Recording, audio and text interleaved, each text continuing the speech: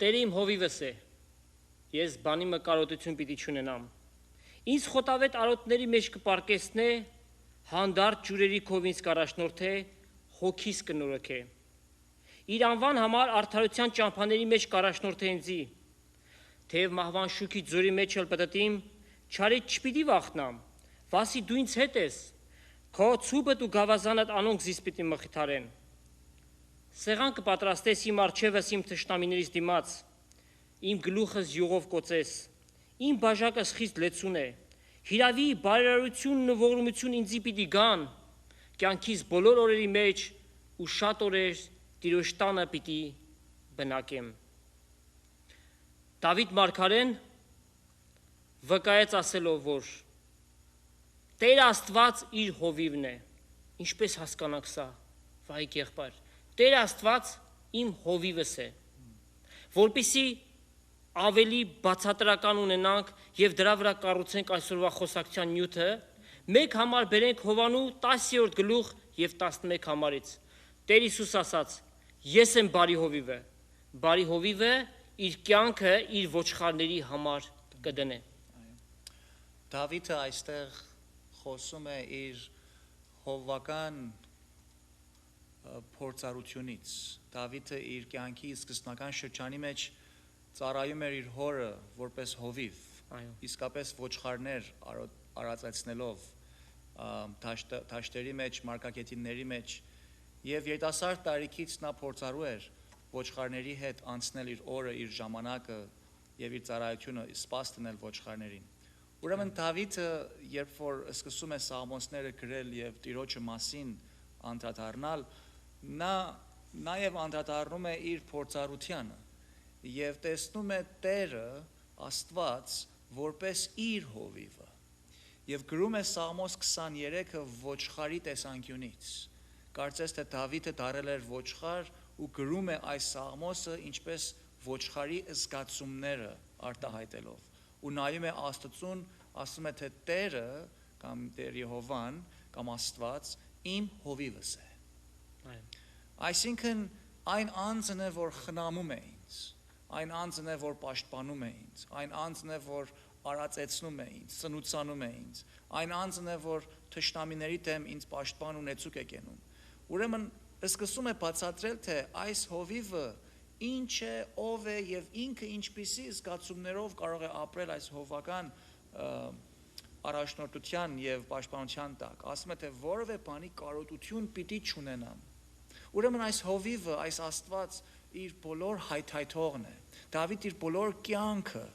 պարտում է Տերոջը, իր ողջ էությունը, իր ողջ ունեցվածքը, իր ամբողջ գոյությունը պարտում է Տիրոջը եւ իսկապես որ այդպես է ոչ թե միայն Դավիթի համար, այլ բոլոր մարդկության համար։ Աստված իր արեգակը ասում է թե ծագեցնում է թե բարիների վրա եւ թե չարերի վրա։ Աստված խնամում է, հաց է տալիս, մեր պետք եղած պիտույքները տալիս է։ Նա մանավանդ իր զավակներին շատ է սիրում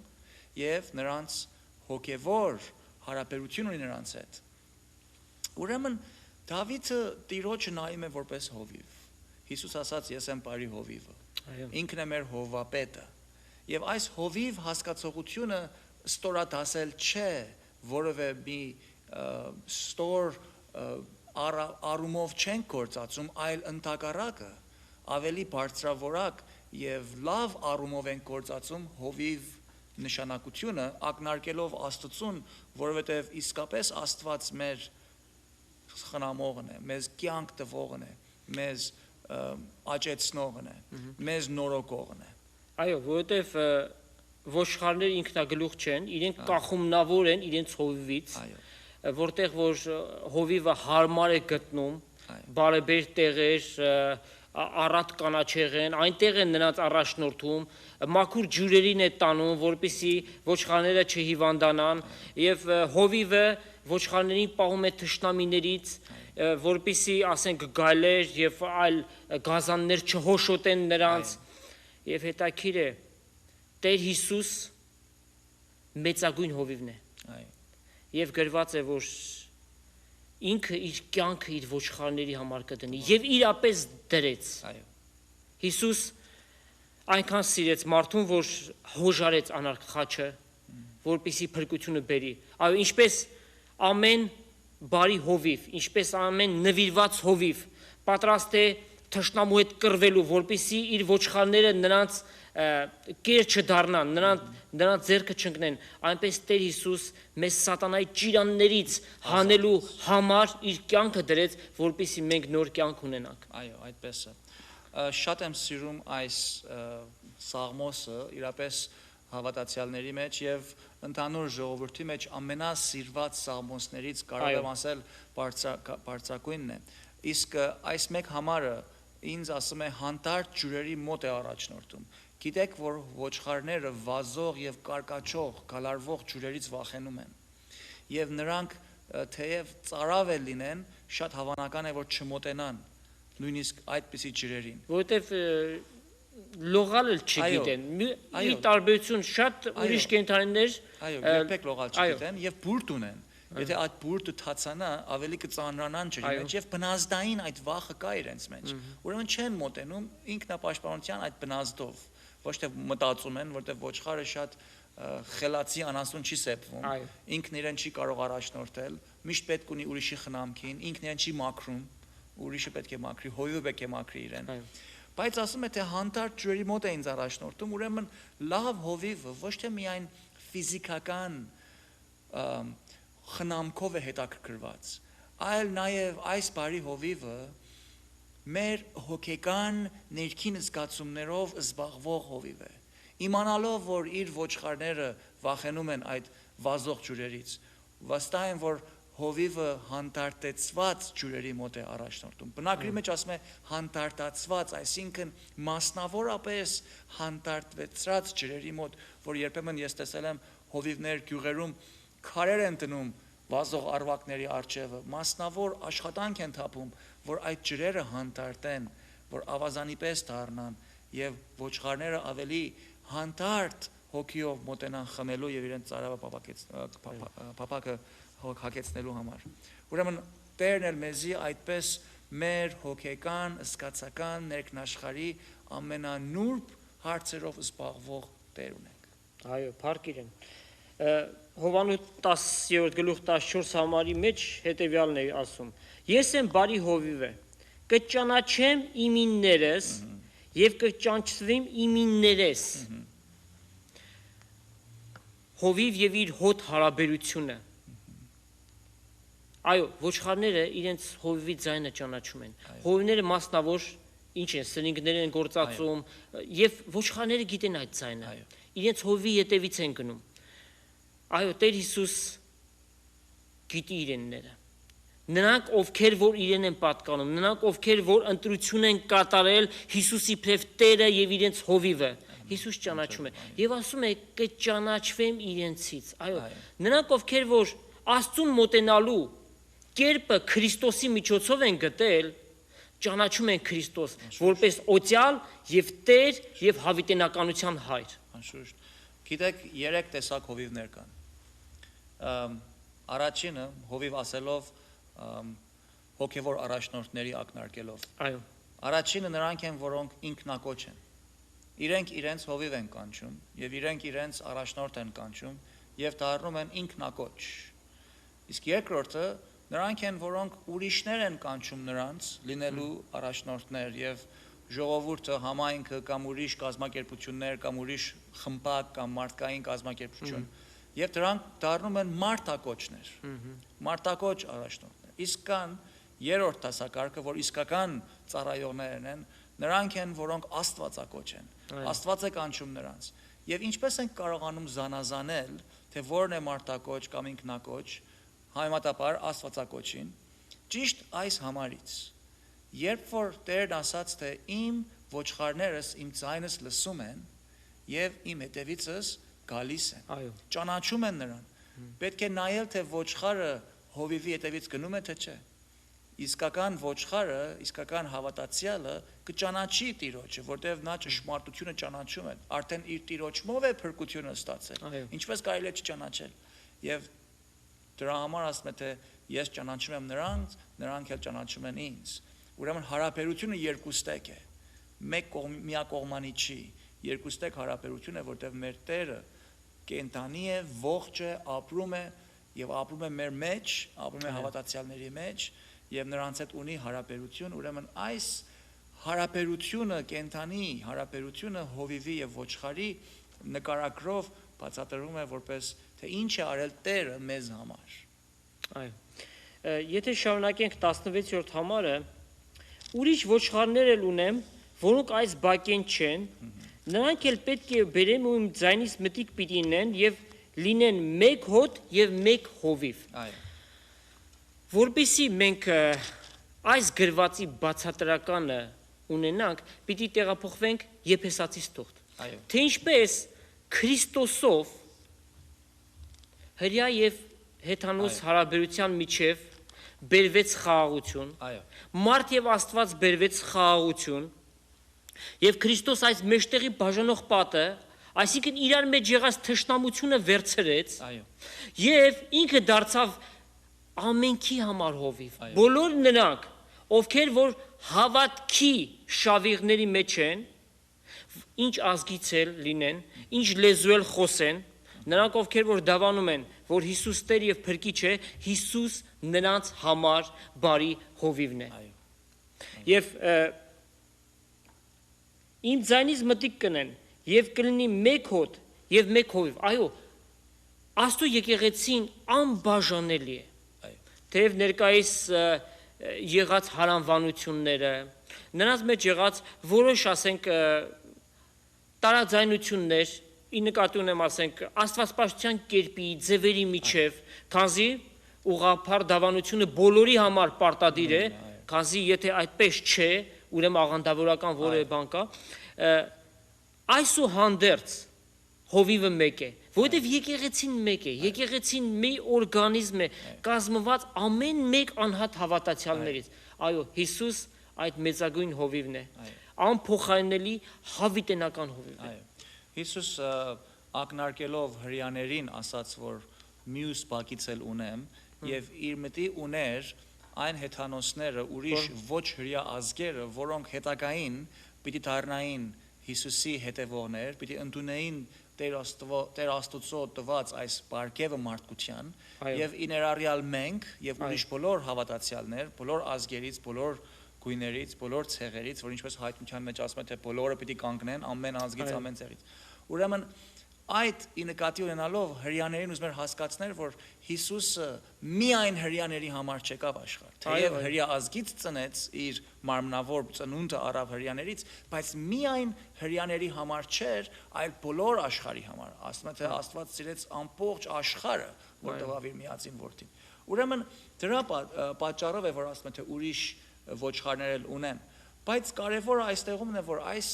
մարդկային կազմակերպությունների կամ եկեղեցիների մեջ կոչված պաշտոնները, որ Տերը տվավ, առաջնորդության, պաշտոնը, ուսուցչության, պատգամության, մարգարեության եւ այլն պաշտոնը, որ այս օրերից մենք այդ պաշտոնները, ինչպես որ կոչում ենք երեցներ կամ եպիսկոպոսներ կամ հովիվներ, եւ այդ հովիվ բառը գալիս է նույն հասկացողությունից, թե ինչպես Աստված հոգևոր առումով հովվում է իր ամբողջական տիեզերական եկեղեցին, սակայն տեղական ֆիզիկական եկեղեցին նաև պետք ունի այդ անձը կամ այդ առաջնորդը, որ պիտի պատգամի Աստծո խոսքը, պիտի ուսուցանի, պիտի վարդապետի եւ պիտի մեկ խոսքով հովվի տեղական հավաքածուն, հավատացյալների հավաքածուն։ Հակադրության մեջ դնենք ճշմարիտ հովվի եւ այն հովվի, որ հիմա պիտի կարդանք։ Այո։ Հովանու նորից 10-րդ գլուխ 12 համարից։ Բայց վարձկանը, որ հովիվ չէ, այո, ու ոչխարները իրը չեն,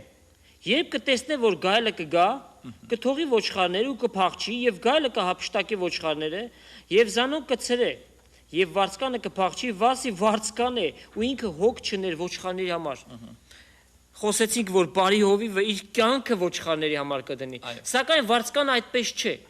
Այսինքն նրա համար հոտ հասկացողությունը որ ոչ թե Աստծո ժողովուրդ նրանց հոգ տանել է, այլ իր անձնական շահ, իր նկատառումները, իր դիտավորությունները, դրա համար էլ Տեր Հիսուս ինքը նշեց, որ այսպիսիներ էլ պիտի լինեն, որոնք հովի կերպարանքը պիտի առնեն, բայց քանի որ վարձկան է, իր նպատակը ոչ թե այդ հոտը հովվել է, նրանց հոգ տանել է, այլ ընդհակառակը իր շահերը հետապնդել է։ Դժբախտաբար կան այդպիսիներ, որոնք Տերը մեզի զգուշացրեց, եւ Աստծո խոսքը անընդհատ մեզ զգուշացնում է, որ այդպիսի հոգևոր ծառայի կերպարանք ունեցող անձնավորություններից զգույշ պիտի լինենք եւ հերու պիտի մնանք, որովհետեւ նրանք վարձկան հովիվներ են եւ նրանց տրամադրությունները, նրանց մտադրությունները Աստծո ժողովրդին սնուցանել, նրանց հոգևոր պետքերին հասնել, նրանց Աստծո ճանաչումը եւ Տերոջը պաշտամունքին մոտեցնել չի,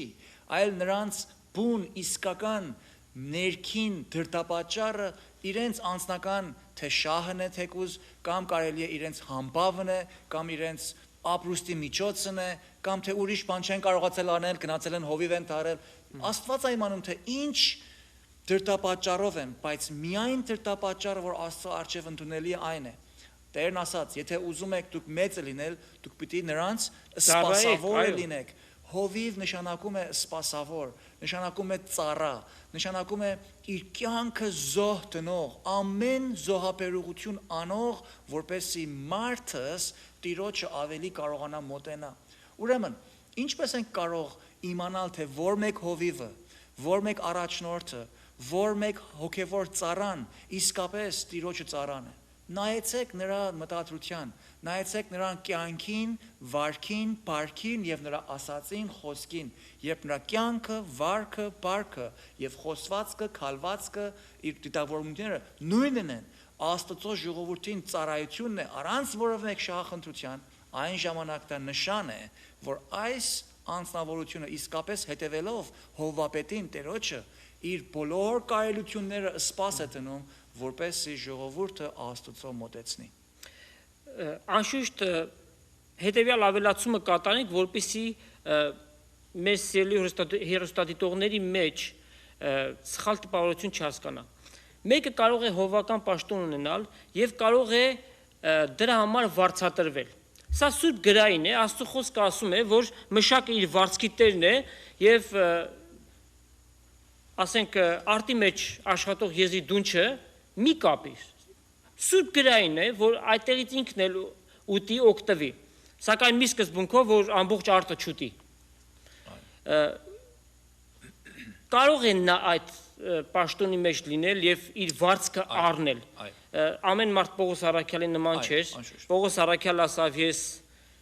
ձերի առած ձերի տվեցի։ Ինքը իր մասնագիտությամբ վրանագործ էր, այդքան բազմազբաղ լինելով, տարբեր տեղեր եկեղեցիներ հաստատելով, ամբողջ ասում է եկեղեցիները հոգին վրաս է։ Եվ այդքանից հետո իր ձեռքերով աշխատում էր, որպեսզի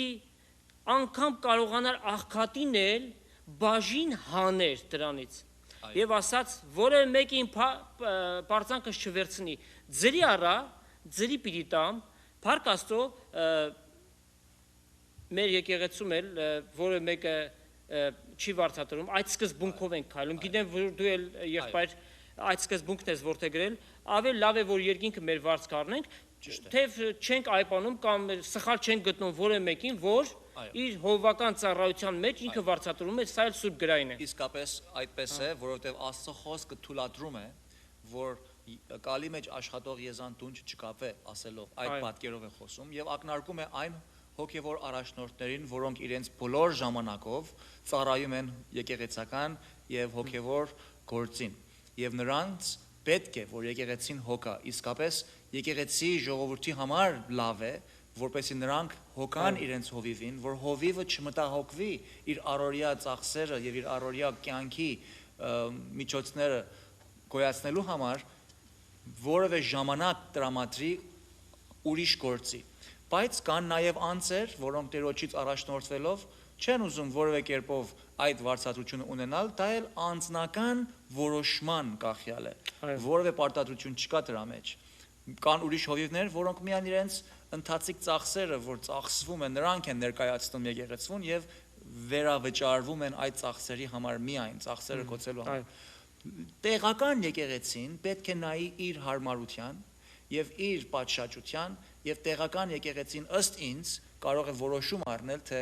ինչպիսի կարգատություններ պիտի անեն այդ իրենց առաջնորդի համար եւ թույլատրեն առաջնորդին, որպեսզի Տերոջը հետ այդ առաջնորդը հովիվը հանգիստ եւ բարի խղճմտանքով հանգիստ խղճով ծառայի, որպեսզի որևէ մեկին կայթակղության պատճառ չի։ Եթե մեկը իրապես անկեղծ սրտով նվիրվածությամբ ծառայում է եւ իր լավագույնն է բերում իր եկեղեցի, իր հոտի համար, որպեսզի այն հովի իրապես հաստատված դավանաբանությամբ եւ վարդապետությամբ ու հոգ է տանում, որպեսզի դրսից, ասենք, վարդապետական սխալ ներմուծումներ չլինեն, ասենք, ոչխարներին չմոլորեցնելու համար, իրապես սուրբ գրային է, որ այդպես էլ պիտի լինի։ Աստված բողոքում է վարձկան հովիվների դեմ հետևյալ ասելով. Դուք ձեզ կարածեք, հովիվները հոտը արածելու համար չեն, բայց ճարպը կուտեք ու բուրդը կհագնեք եւ գերը կմորթեք, բայց հոտը չեք արածել։ Տկարները չուժովցուցիք ու հիվանդները չբժշկեցիք եւ կոտրածը չփաթթեցիք ու մոլորածը չդարձուցիք ու կորսվածը չփնտրեցիք, հապա բռնությունով ու խստությունով անոնց վրա տիրեցիք։ Քանի որ վարձկան է, ինքը որևէ սրտի խայթոց չունի, որպեսզի ինքը կորսվածի ետևից գնա, ինչպես Տեր Հիսուս 99 թողեց 100-ի ետևից գնաց, որպեսզի որևէ մեկը չկորսվի։ Սա է Աստծո դիտավորությունը, այլ որ բոլորը ապաշխարեն, բոլորը հավիտենական կյանք ունենան։ Եզեկիելի մարգարեության մեջ է այս ամենը գրված։ Ձեր արարողներին մնացորդը ձեր ոտքերով կկողկրտեք ու մաքուր ջուրերներ կխմեք ու մնացածները ձեր ոտքերով կպղտորեք։ Լավ, այսինքն դու օգտվում ես այդ ամենից, բայց եղածն էլ փչացնում ես։ Եվ Աստված իրապես պահանջում է ու բողոքում է, որ դուք վարձկանեք։ Աստծո խոսքն ասում է, թե նրանց, որ շատ տրվեցավ, նրանցից ավելի շատ կպահանջվի։ Սա այս խոսքը եւ այս խորհուրդը ինձ մատնում է շատ զգուշ եւ անձնակնիչ վիճակի, որովհետեւ երբ որ մենք ասում ենք, թե Աստծո խոսքն ենք բացատրում, երբ որ ասում ենք, թե Տիրոջը խոսքն ենք տալիս, ճշմարտության վկա ենք, այն ժամանակ Տերը նույն չափանիշով մեզ կչափի, երբ որ մենք գտնվենք Աստծո ոտքերի առաջին։ Ուրեմն Պողոս Արաքյալի պես ես էլ ձայնս բարձրացնում եմ ասելով, որ ես ուզում եմ այնպես լինել, որ չլինի, որ ուրիշներին քարոզելուց հետո ես խոտելի գտնվեմ։ Ուրեմն հովվական ծառայության մեջ մտնող անձնավորությունը շատ խոր եւ շատ լայն պետք է մտածի, որ այս ավետարանը իր ուսերի վրա կրող եւ ավետարանի պատգամը հասցնող այս պատասխանատվությունը ծանր պատասխանատվություն է։ Թեթևի առնվելու չէ այս պատասխանատվությունը։ Ժողովրդի արչեւ մենակ լավ խոսակցություն եւ ճարտար լեզու թափել չէ, իսկապես Աստծո ճշմարտությունները ժողովրդին բացահայտել է, նրանց ուսուցանել է, նրանց Աստծո մոտեցնել է։ Ինչու եմ ասում այս։ Որովհետեւ դժբախտաբար նկատում ենք, որ նամանավանդ մեր ազգի մեջ մենք ունենք պապենական շատ հարուստ հոգևոր անցյալ եւ պատմություն եւ մեր ժողովուրդը շատ ջուր է խմել այս հորերից։ Իսկ վերջին այս տարիների ընթացքին տեսնում եմ եւ դժբախտաբար նկատում եմ, որ հոգևոր գործի առաջնորդ տարրից ոմանք, ոչ թե ամենը, կան անկեղծներ եւ Տերը առատացնի օրհնի, բայց նաեւ նկատում ենք կան մարդիկ, որոնք անձնական շահերից դրդված են այս գործն անում եւ անձնական իրենց շահերը հետապնդելով դրսից երևում են հոգևոր, դրսից երևում են առաջնորդ, դրսից երևում են ծառայող, բայց այդպես չէ։ Նրանք չեն ուսուցանում Աստծո խոսքը, նրանք չեն տալիս Աստծո ճշմարտությունը, Տեր Հիսուսով փրկություն չեն քարոզում, նրանք միայն կարճում են ավանդության, միայն կարճում են պատմության, կամ միայն կարճում են հոգեբանության, միայն կարճում են դրական խորհուրդների եւ այսպիսով ժողովրդին փաղաքշելով նրանց կորուստի են մատնում։ Աստծո խոսքը Երեմիայի մարգարեության մեջ ասում է, թե վայ այն հովիվներին, Այո։ որոնք իմ արոտից ոչխարները կորցնում են ու ցիր են տալիս, ասում է Տերը։ Այո։ Ուրեմն մեծ պատուհաս է սպասում այդ կեղծ եւ կարծեցյալ հովիվներին։ Երանի թե արթնանանք, երանի թե ապաշխարենք, երանի թե հովիվ տարը, առաջնորդը կարողանա իսկապես Աստծո սրտի համեմատ ծառայող լինի։ Տեր Հիսուս այդ հրյա կեղծավորներին, փարիսեցիներին այ պանեց եւ խայտարակեց ասելով. ձեր ավանդությունների պատճառով Աստծո օրենքը խախտել եք։ Այո։ Աստծո խոսքը թողել եք։ Այո, Աստված մի օր հաշիվ պիտի պահանջի։ Կանչված է իր ծառայության։ Հաշիվը տուր։ Անշուշտ։ Ուր մնացին այդ ոչխարները, որոնք հանձնված էին որպես հոտքես։ Աստված պիտի պահանջի։ Այո, եթե ունենք ճշմարիտ հովիվը մեր կյանքերի մեջ, Ամեն։ մեր շավիղները պիտի ուղղվեն Ամեն։ եւ պիտի լուսավորվեն եւ դեպի հավիտենականություն պիտի գնանք ու պիտի հասնենք այնտեղը, որտեղ է մեր վերջնական հանգրվանը։ Բարի հովիվի մասին որքան խոսենք, չի վերջանա, սակայն ժամանակը եկավ, որպեսզի մի փոքր ընդմիջում վերցնենք, սիրելիներ, մի հոգևոր երգ լսենք, որից հետո կվերադառնանք։ Որ թշնամին պիտի հաղթե, դուրսը խավար, ներսը ավելի մութ է, մաքրե աղտոտ պատուհանը, դուրդ լայն բաց, քիչ մը արև թող ներս գա։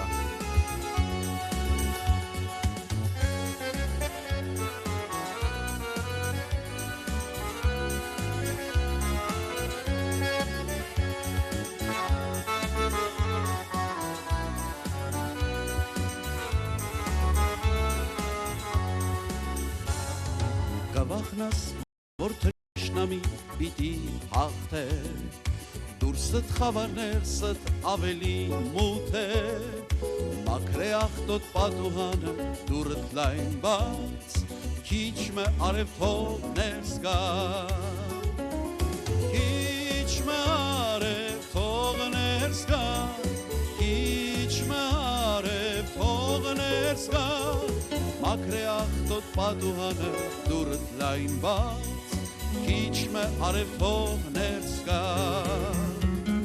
քիչ մը արև թող ներս գա, քիչ մը արև թող ներս գա, մաքրե աղտոտ պատուհանը դուրդ լայն բաց, քիչ մը արև թող ներս գա։ Կապուտ երկարանների մեջ կա, կարող եք երկել այս երկարանների մեջ։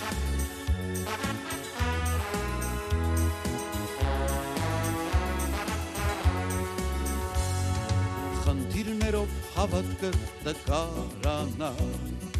և աղոտքներ անպատասխան կմնա, մաքրե սրտիդ պատուհանը դուրդ լայն բաց, թող Հիսուսը քո մեջ կա։ Թող Հիսուսը քո մեջ կա, թող Հիսուսը քո մեջ կա, մաքրե սրտիդ պատուհանը դուրդ լայն բաց, թող Հիսուսը քո մեջ կա, թող Հիսուսը քո մեջ կա, թող Հիսուսը որ ներս գա, մաքրե սրտիդ պատուհանը դուրդ լայն բաց, թող Հիսուսը քո մեջ կա։ Ուզես երկրից ճամփու մեջ ուրախ քայլել, ուզես երկրից ճամփու մեջ ուրախ քայլել, ուզես խավարն անցնել պայծառ լույս տեսնել, մաքրե աղտոտ պատուհանը դուրդ լայն բաց, քիչ մը արև թող ներս գա, քիչ մը արև թող ներս գա, քիչ մը արև թող ներս գա, մաքրե աղտոտ պատուհանը դուրդ լայն բաց, քիչ մը արև թող ներս գա, թող Հիսուսը քո մեջ կա թող Հիսուսը որ ներս գա մաքրես սրտիդ պատուհանը դուրդ լայն բաց թող Հիսուսը քո մեջ կա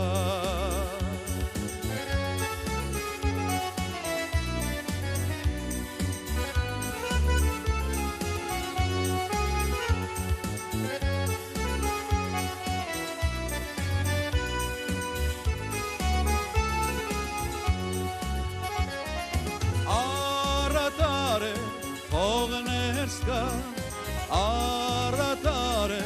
քո մեջ կա մաքրես սրտիդ պատուհանը դուրդ լայն բաց արատար է թող ներս գա թող Հիսուսը քո մեջ կա թող Հիսուսը որ ներս գա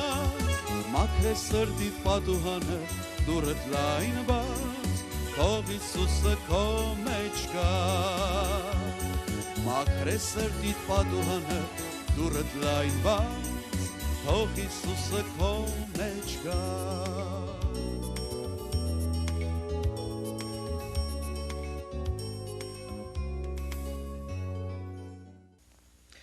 Սիրելիներ, շարունակում ենք մեր հաղորդումը այսօրվա մեր նյութի ելակետ վերցրեցինք Սաղմոս 23-ը, ինչպես Դավիթ մարգարեն ասաց, Տերը իմ հովիվս է։ Առաջին մասում վայք եղբոր հետ միասին խոսեցինք բարի հովիվի մասին, նաև ընդհանրականը տվեցինք, քանի կարգի հովիվներ կան, նաև խոսեցինք վարձկան հովիվների մասին, ժամանակը եկավ, որ շարունակենք այս նյութը մի փոքր ևս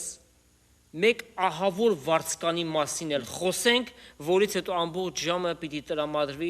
լավագույն հավիտենական հովվին Տեր Հիսուս Քրիստոսին։ Ուրեմն Զաքարիայի մարգարեության մեջ հետևյալ տողերը կան գրված 12-րդ գլուխ 16-17 համարները հետևյալն է ասում. Քանզի ահա ես երկրի վրա նոր հովիվ պիտի հանեմ, որը կորսվելի վրա եղողներին հոգ պիտի չտանի, ցրվածը պիտի չփնտրե, կոտրածը չպիտի բժշկե, ողջին չպիտի սնուցանի, հապա գերերու միսը պիտի ուտե, ու նրանց կճղակները պիտի խորտակե, վայ ունայնության հովին, որ հովը կլքե, սուրը անոր բազուկը և աչքը պիտի զարնե, անոր բազուկը բոլորովին պիտի չորանա, ու աչքը բոլորովին պիտի խավարի։ Սիրելիներ, սա գրված է ապագայի համար, մեզ նեղության շրջանին մի ուրիշ հովիվ պիտի դուրս գա, ճակերտավոր հովիվ, որի անունը Ներ է, հակա Քրիստոս։ Սա էլ իբրև աշխարհի համար հովիվ պիտի ծառայի, որպեսզի նրանց միավորի, իբրև իր արոտի ոչխարները առաջնորդելու։ Բայց ինչ պիտի անի, մարդկանց պիտի կորսնցնի, կոտրածը չպիտի բժշկի, ցրվածին չպիտի փնտրի, հապա գերերի միսը պիտի ուտե։ Այո, այն ժամանակ է, որ միլիոնավորներ նրա սրից պիտի մեռնեն, աշխարհի 1/3-ը նրա ձեռքով պիտի սպանվի։ Այո, պիտի գա այդպիսին, որպեսզի այդպիսի ձեռքը չընկնենք, պետք է որ քանի դեռ շնորհքի շրջանը չի ավարտված, գնանք եւ փարվենք ճշմարիտ հովիվին, Տեր Հիսուս Քրիստոսին, նա որ մեզ հանգիստ կարող է բերել, նա որ մեզ իր արոտի ոչխարը կարող է դարձնել, նա որ մեզ կարող է հոգ տանել եւ արդեն կատարել է մեզ համար փրկության գործը եւ հավիտենականություն է պատրաստել մեր սիրելի փրկիչը։ Դրա համար Հիսուսին մենք կոչում ենք մեր հովվապետը։ Այո։ Իսկապես որ ինքն է հովիվը, մեծատար հյով գրված։ Այո։ Եվ ինքն է մեր առաջնորդը, ինքն է բարի հովիվը եւ մենք նրա արոտի ոչխարներն ենք, ինչպես որ Սաղմոսի մեջ էլ կարդում ենք, որ Տերը մեր հովիվն է եւ մենք նրա արոտի ոչխարներն ենք։ Ուրեմն Աստված Տեր Հիսուսի միջոցով, իր երկրորդ անձնավորության միջոցով մեզ համար մեծ փրկություն է պատրաստել։ Փառքին։ Եվ այս փրկությունը գալիս է մեզ մեր ոչ թե գործերից, ոչ թե մեր աստվածափնտրտուքից, այլ 100%-ով Աստծո շնորհքով։ Այո։ Աստված իր ձեռքն է երկարում, իր ողորմությունն է երկարում, ապա իր շնորհքն է տալիս եւ միջոցն է հայթայթում, որ մարդս այդ միջոցը ունենա, բարի հովիվի հոգատարության խնամքի տակ գտնվելու հոգևորապես։ Պարզապես նրան գալով, նրան մեր անկարողությունը խոստովանելով, մեր մեղավոր վիճակը խոստովանելով եւ նրա այդ հովվական զոհաբեր գործը, որ խաչի վրա արա, որ ասած մեկը իր ընկերոջը ավելի շատ սեր չի կարող ցուցնել, եթե ոչ մինչև իր կյանքը տա։ Ով է ամենամեծ սիրողը, այն որ իր կյանքն է տալիս։ Ուրեմն այդ սիրուն հանդեպ իր սիրտը բացողին Տեր Հիսուս հավատքի միջոցով նրան փրկում է, նրան հավիտենական կյանք է տալիս եւ նա դառնում է նրա հովիվը։ Ուրեմն Տերը դառնում է մեր հոգևոր առումով մեր հովիվը, մեր հոգիի հովիվը։ Ուրեմն Տեր Հիսուս լինելով մեր հովապետը, մենք որպես մարդկային առաջնորդներ, եկեղեցիների մեջ եղող հովիվներ, մենք հետևում ենք մեր առջևը կանգնող օրինակին։ Հիսուսին նայենք, մեր հավատքի առաջնորդին եւ կատարողին։ Ուրեմն Հիսուս լինում է որպես մեր օրինակը, մեր նմուշը, մեր առջևը կանգնողը, որ նրան մենք պիտի հետևենք եւ օրինակենք, ընտօրինակենք։ Հիսուս պատգամաբերն էր, ավետարանի պատգամը իր միջոցով եղավ։ Հիսուս մեր պաշտպանն է։ Հիսուս մեր ուսուցիչն է։ Հիսուս մեր օրինակն է։ Հիսուս մեր տնօրենն է, մեր առաջնորդն է, մեր հայրն է, մեր տերն է, մեր սնուցանողն է։ Եվ բոլորը այս ներփակվում, պարփակվում է Տեր Հիսուսի մեջ որպես հովիվ։ Դրա համար քիչ առաջ ասեցինք, երբ ակնարկում ենք Տիրոջը հովիվ, դա ոչ թե ցած աչքով ենք նայում, այլ ընդհակառակը շատ ավելի բարձրորակ է, շատ ավելի լայն է, շատ ավելի մեջը ունի տվյալներ, որոնցով մենք առաջնորդվում ենք ամեն օր որպես հավատացյալներ։ Ուրեմն Տերը դառնում է մեր հովիվը։ Եվ մենք որպես մարդկային հովիվներ հետևում ենք մեր Տիրոջը եւ իր արած գործը մեզ համար մատչելի ենք դարձնում ժողովրդին, որպեսզի նրանք մեր խոսակցությունով, մեր քարոզչությունով, մեր ծառայությունով տեսնեն Հիսուսին։ Այո։ Վերջին ժամանակները, ինչպես Աստծո խոսքն է վկայում, պիտի ներմուծվեն սխալ վարդապետություններ։ Սատանան ամբողջ ուժով գործում է, որովհետև գիտի ժամանակ չի մնացած, Տերը պիտի հայտնվի, հետևաբար իր կորուստը մոտեցած է։ Ուրեմն, եթե աշխարհը, այսպես ասած, իր դուդուկի տակ ապարում է, ինչպես անի, որ եկեղեցիների մեջ էլ կարողանա սխալ ուսուցումներ, սխալ աստվածպաշտություն մտցնելով, եթե հնարավոր է գրված է, ընտրյալներին էլ մոլորեցնի, խափի, եւ Պետրոս Առաքյալ ասում է, սատանան մռնչող առյուծի նման ձեր 4 կողմը կպտտվի, թե ֆիզիկապես ձեզ վնասելու համար, եւ նաեւ հոգեվորապես ձեզ շեղելու։ Դրա համար սիրելիներ, շատ կարևոր է, որ մենք մեր լսածներին ուշադրություն դարձնենք, թե ինչ ենք լսում, ամեն հովերից չտարուբերվենք։ Աստծո խոսքը ասում է, հոգիները քննեցեք, թե արդյոք Աստծո է։ Այո, սատանան կարող է ինքն էլ հովիվներ հանել, որոնք Աստծո պաշտոնյաների կերպարանքը կարող են առնել, սակայն սխալ վարդապետությամբ ուշադրություն դարձնենք, այսօր շատերն են խոսում Աստծո անունով։ Ով է այդ Աստվածը։ Ինչ է նրա անունը։ Եթե այդ Աստծո անունը Հիսուս Քրիստոս չէ, եւ այդ պաշտված Աստվածը Սուրբ Երրորդությունը չէ, ուրեմն դա մի կուրք է, չաստված է, որ ինչպես Աստծո խոսքն է վկայում, ասում է դուք փայտը կառնեք, փայտից ասում է մի կերպարանք կտաշեք, մնացած կտորով էլ կրակ կանեք, ճաշ կեփեք եւ դրա առջեւ երկրպագություն կանեք։ Այո, հեթանոսական շրջանների մեջ կուրքեր շատ են եղել եւ մարդիկ կուրքապաշտությամբ են զբաղվել, որ միայն արձանիկներ են, բերան ունեն, բայց չեն խոսի, ականջներ ունեն, չեն լսի, աչքեր ունեն, չեն տեսնի եւ եթե որևէ բան ասես, չեն պատասխանի։ Սակայն մենք ունենք մի Աստված, հավիտենական Աստված, որ մեր չխորացը ինքը գիտի, մեր աղոթներին կպատասխանի եւ իր աշկի բիբի նման էլ իր զավակներին կպաշտի։ Ուրեմն մենք ուշադրություն դարձնենք, թե ում ենք ականջ տալիս, որովհետև տեսեք Աստծո խոսքը ինչ է ասում։ Պողոս առաքյալ Տիմոթեոսին գրեց ասելով. «Վասի ժամանակ պիտի գա, որ ողջամիտ վարդապետության պիտի չհամբերեն»։ Այո, փրկությունը Հիսուս Քրիստոսով է, հավիտենական կյանք կա, այս ինչ քարոզներ է, որովհետև իրենց ականջին հաճելի չի թվում։ Հապա հաճելի բաներ լսելու մարմանջով իրենց ցանկությունների համեմատ վարդապետներ պիտի դիզեն իրենց եւ ճշմարտությունից ականջին պիտի մոլ դարձնեն ու առասպելների ետևից պիտի մոլերեն։ Ինչ ցավալի բան։ Երբ որ մեկը մղվել է Աստված պաշտության մեջ, ճշմարտությունը փնտրտելու սկզբնաղբյուրում է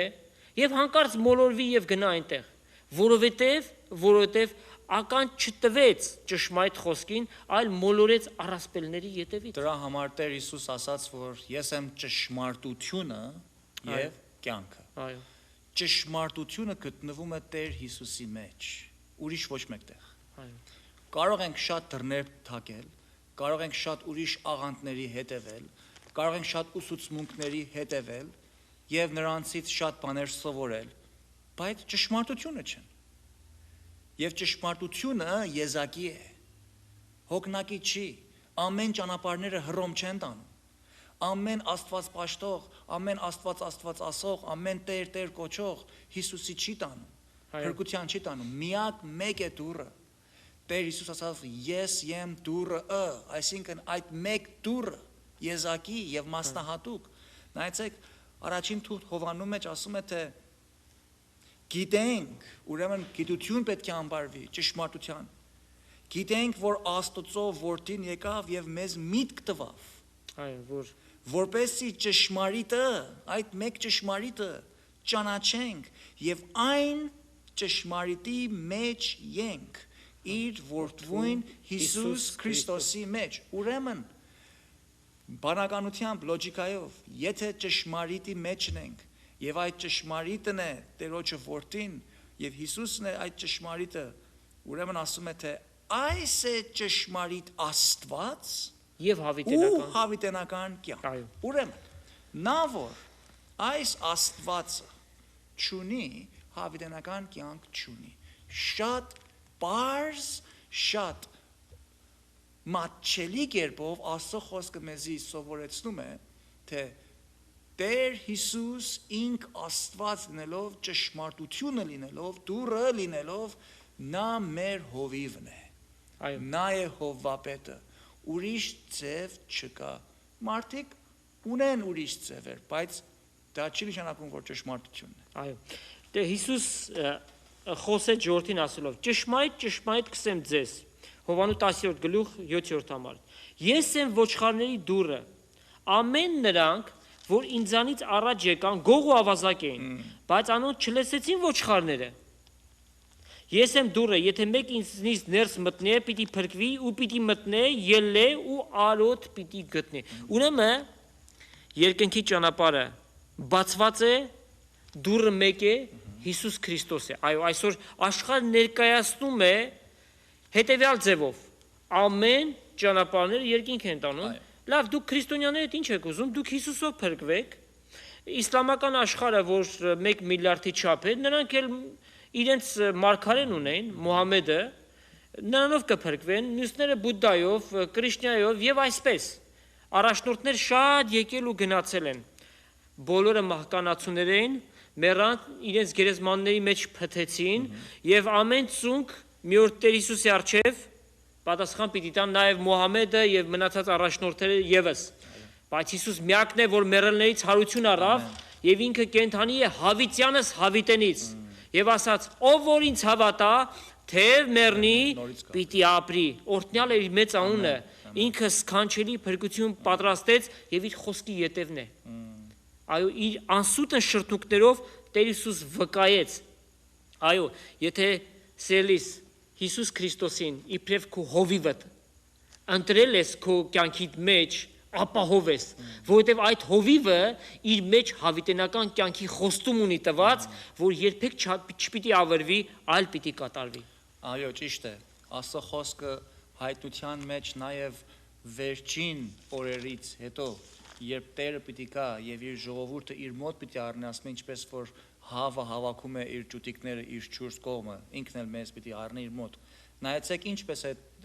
գրում Հովանես Առաքյալը հայտնության թղթի 19-րդ գլխի մեջ ասում է թե տեսա երկինքը բացված մի ճերմակ ձի նրա վրա հեծնողը հավատարիմ ու ճշմարիտ էր ասվում, այսինքն նրա անունն է հավատարիմը եւ ճշմարիտը։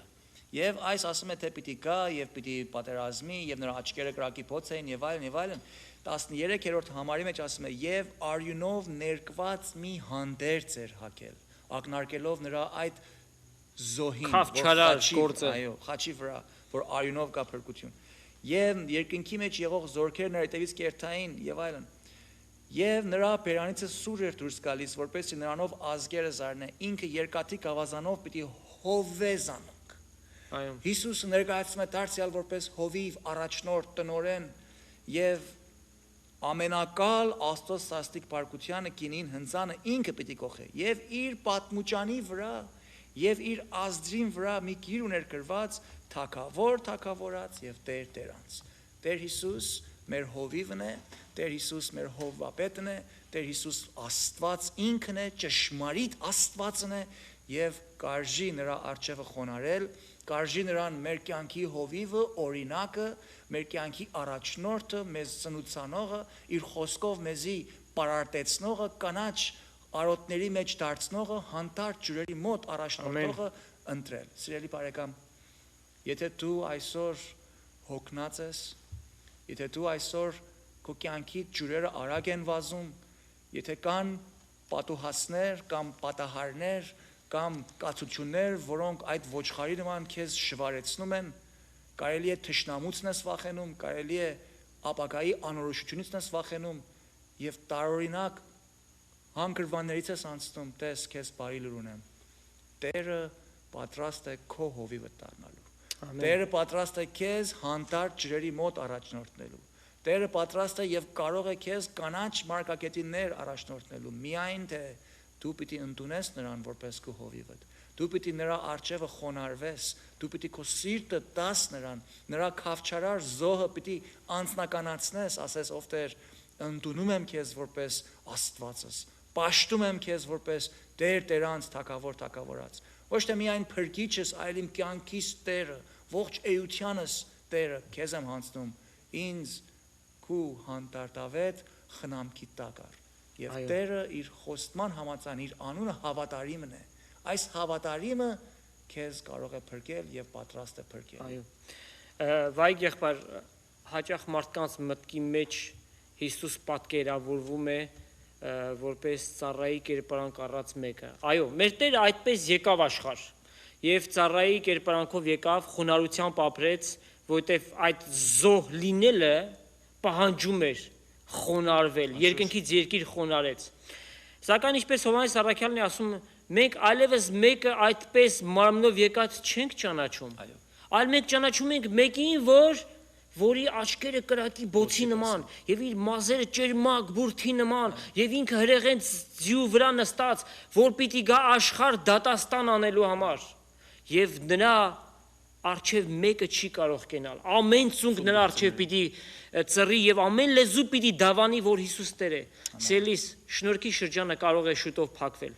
Տեր Հիսուս ամեն վարքյան կարող է հայտնվել եթե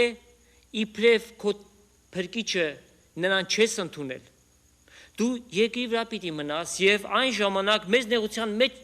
այդ շրջանը պիտի գա որի մեջ մարդիկ մահը պիտի փնտրեն ու պիտի չգտնեն բայց եթե դու այսօր որոշում առնես որ Հիսուս քո Տերդ եւ քո փրկիչդ է ինքը քո մեծ հովապետդ լինելով քեզ հավիտենականություն միջև պիտի առաջնորդի այո այսօր որոշում ընդունենք մենք ոչ թե մարդկայնորեն ուզում ենք ձեզ